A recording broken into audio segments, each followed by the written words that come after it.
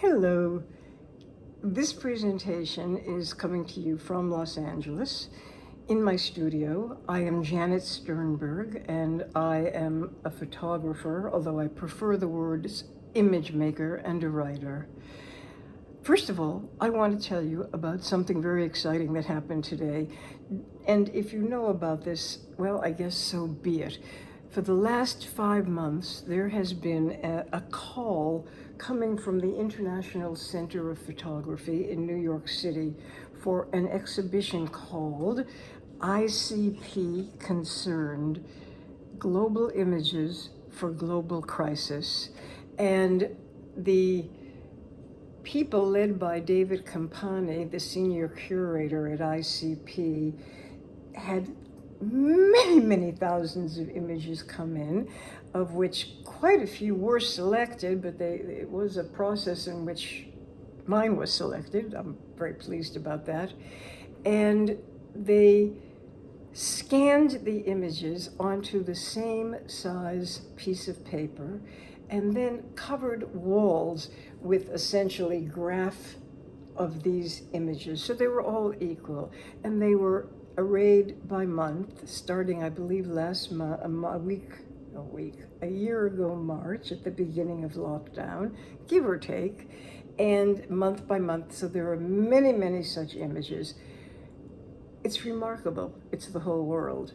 So what I learned today, as somebody who's an exhibitor, is that they have done a book. And it is available in the ICP store. No, I have nothing to do with it myself, but it seems to me what a remarkable trove of images for someone to look through and make links and make meanings and cross country, cross continent, cross every possible way that you could think about images. And I just wanted to let you know that the work of others is extremely beautifully represented. So, and by the way, I think I said you could get it on the ICP store. Well, you'll find out. Anyway, it's a great opportunity for scholars, which I am not. I am here today with a new book of mine. It is called I've Been Walking. It's got a great back cover. The image goes all the way to the back side. Hasn't been published yet in the United States. It has in Europe, late September. I've Been Walking, Janet Sternberg, Los Angeles Photographs. And what I would like to do today is tell you a little bit about how I found meaning in images during the COVID time. And in order to do that, I am going to read just a little bit from my introduction for the book. In 2020, like so many of us, especially those who take photographs, I've been walking through Los Angeles' streets with heightened intensity, in downtown's Little Tokyo, where I live, in one of Los Angeles' oldest communally active neighborhoods. Now, at least, this is present tense, so you just have to forgive the present, because it could be the future. Now mostly shuttered, and in nearby alleys of vibrant open-air shops that remind me of Mexican markets now closed. I've walked with tears in my eyes, remembering when my father's small market went bankrupt. On all sides, so many aspirations dashed. And so when I was walking, I was full of feeling. And that feeling did not translate into images of people, as you will see, but here goes. At first, I saw mostly desolation. Then gradually, traces of human presence began to assert themselves. A vase in a shop window, reflecting faces in a poster at the Japanese American National Museum. Faded photographs in display cases along the outside wall of an abandoned building. I just kept standing in front of these photographs. The glass in front of them was scratched, the photographs were faded. They were all photographs of disasters, that a particular city agency had come to the rescue for. And I would find a little part of an image, and then I would allow what was behind me to enter, and I would take that picture. So, and that was a sense in which the past of the photographs and the present of my image fused. They fused in the moment of a photograph. Now, I have never been a documentarian, and I am not documenting Los Angeles in this book. And I'm not trying to give a comprehensive sense of the city. Rather, I want these images to be a meeting place between my way of seeing and the world out there. And that, of course, I assume is what this conference is all about. A way of seeing and the world out there. As always, I am attracted to odd juxtapositions, although I don't know they're odd at the moment I take the photograph, to formal composition that doesn't insist on its formal qualities, to the collapse of foreground and background, as well as other conventional spatial distinctions, and always to the ravishment of color. Then there's a quality that I can sense of something more in the images that I choose to keep, of layers and metaphors that refuse to be reduced to only one meaning. And now I'm going to show you the first photograph I took when I went walking. This is on 3rd Street in Los Angeles. It's an iconic building, the Bradbury Building. Some of you may know it from the movie The Big Sleep. And it's always open. It was the 2nd or 3rd day after the lockdown, and I walked past it, and it was shut. It was locked. There was no way to get in. I stood in front of it, not believing it, jiggling a little bit, and then I noticed that behind me was an enormous mural, the kind that Los Angeles does do so well, and it was reflected in the image, in the doorway, in such a way that the only thing you see are the extended arms of what is in fact a man dancing. And because there were 2 panes of glass in that door, you see a bar going down and then these arms going out.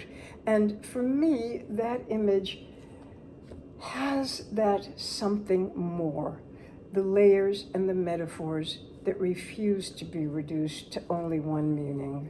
And here, for me, I want to point out that meaning, for a very large extent, resides in complexity, by which I do not mean confusing or density.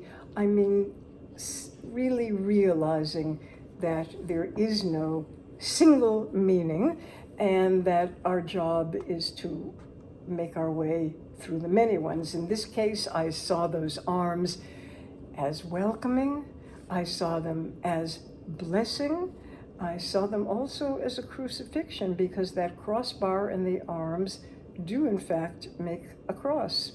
So there it was, the first day, the layers of something I want. Now, I think I'm going to say a little thing about complexity. I'm looking now at this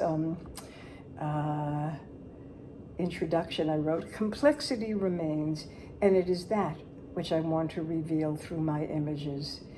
In a public presentation that accompanied a 2018 exhibition of my work at the University of Southern California Fisher Museum of Art, border scholar Juan de Lara put it well. Sternberg's photos are methodological interventions because they insist that ambiguity and complexity prevail.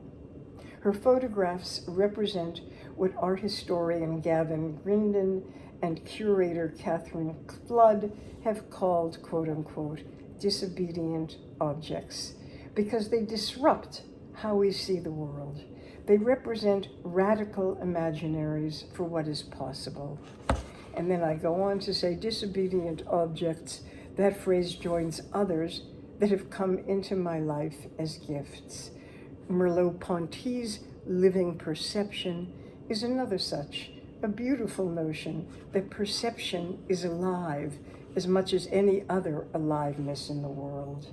And now, aliveness is given to objects, whether used for protests, as in the author's original meaning, or that flicker of agency by which objects can assert their presence. And that flicker of agency is what I kept finding. I think now I'm going to show you a few images. The shirt on the barbed wire, which is indeed the trace of the human, but rather macabre, has elements that I really enjoy. For example, the beautiful shape of the inside of the sleeve.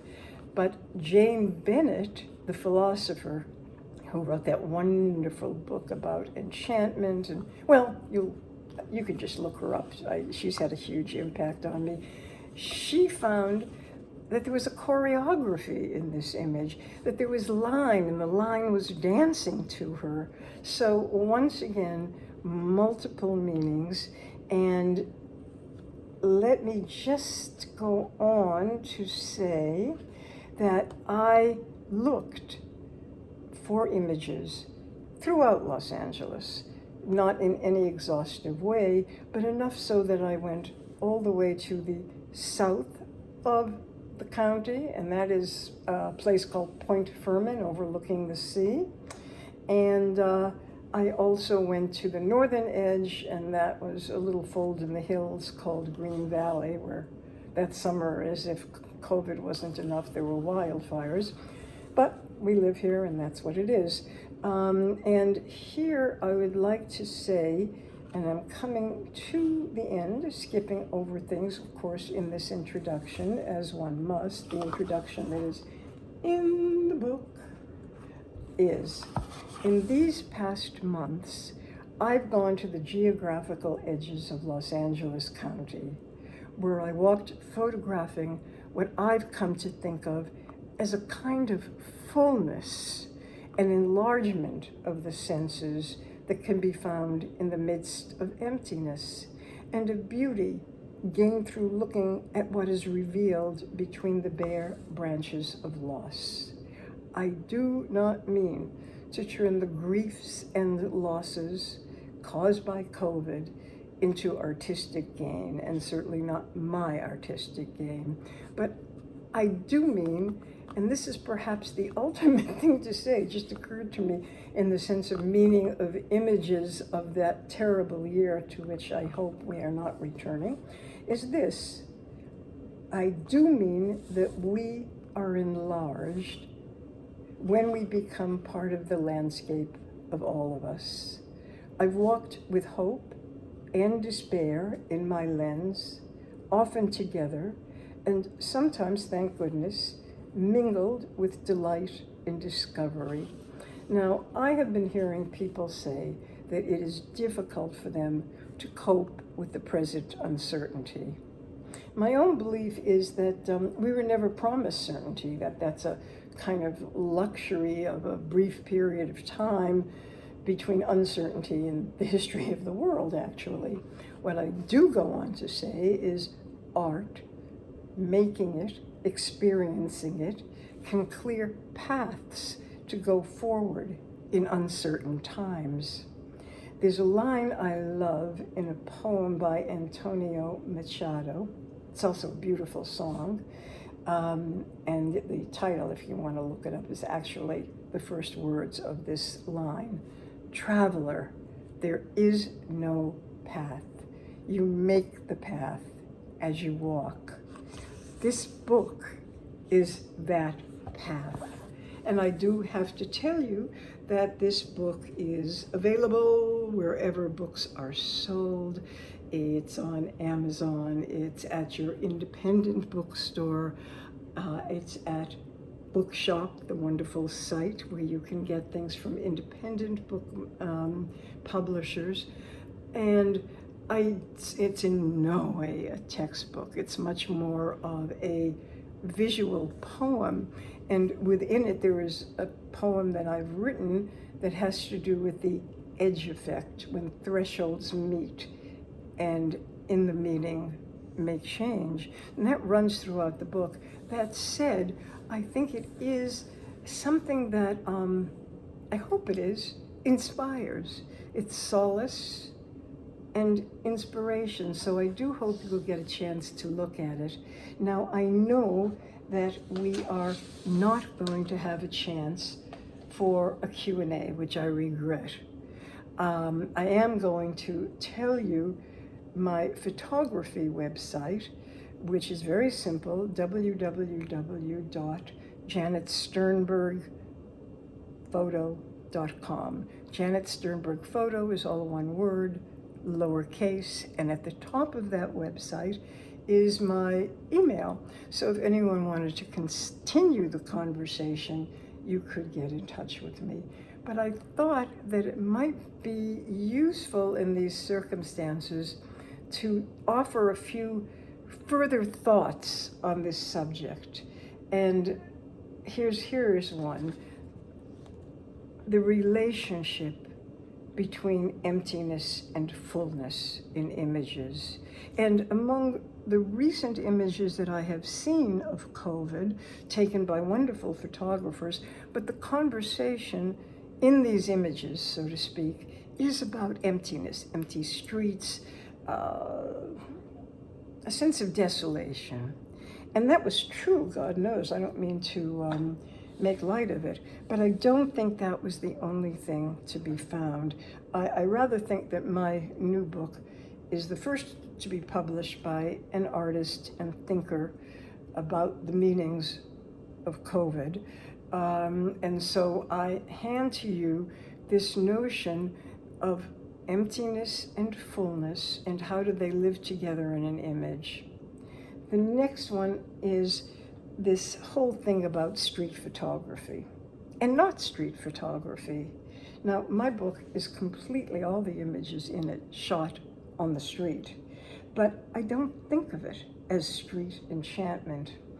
At the back of the book, you will find a conversation between myself and the philosopher Jane Bennett, who's had quite a large influence on my work. Jane wrote a book about enchantment and the way that it has been devalued in modernism. And in it, she finds the sources of enchantment, alternate sources, in quite a large variety of things in this world. There's nothing, enchantment, whatever about it. It's quite a rigorous book and a very beautiful book.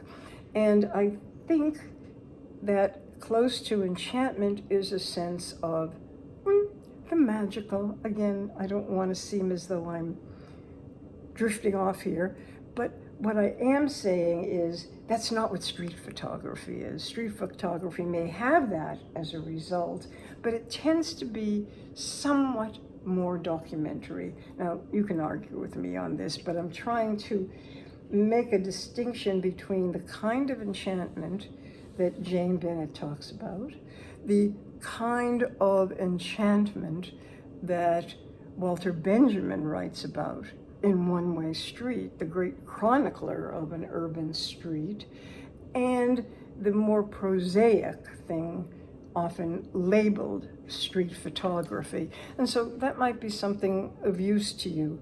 And then the last thing is to think about public meaning and spiritual meaning. Can they be one and the same? And if not, what's the pathway between them? There was a period of time when I called my work, what was it? Something, photography is spiritual practice. And I don't anymore just because it sounds inflated. But there is something about being in the world and having a kind of gasp of seeing. Suddenly the world is more acute. It reverberates with what its meanings might be. It is not a public event. However, what I'm asking is, does the search for meaning bind the public and the spiritual together? And I just think I will add with a few more things before I close. One is, did I say this? Well, If I repeat myself, so be it.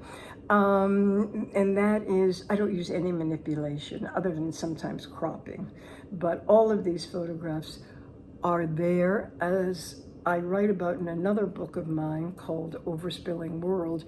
My essay in that is called There for the Seeing. And then I unpack what there for the seeing actually can mean. It's not a simple, oh boy, there it is, but it's also not because I am a technological whatever. I mean, I don't go, oh no, to technology, although maybe I should sometimes, but that's another story. It's really a practice not to do this, not to color in, not to distort. I want to find in the everyday images that speak to us in many voices. With that, I'll close, other than to say that the website, I just want you to know, my name is Janet Sternberg, Sternburg. So, www.janetsternbergphoto.com. There's a lot of images on there, and also some very interesting essays. Well, you'll find this interesting, and you'll go and you'll see what's there. It's a rich site is what I'm trying to say. So thank you for being here, and I wish all of us a wonderful conference. Thank you. Bye-bye.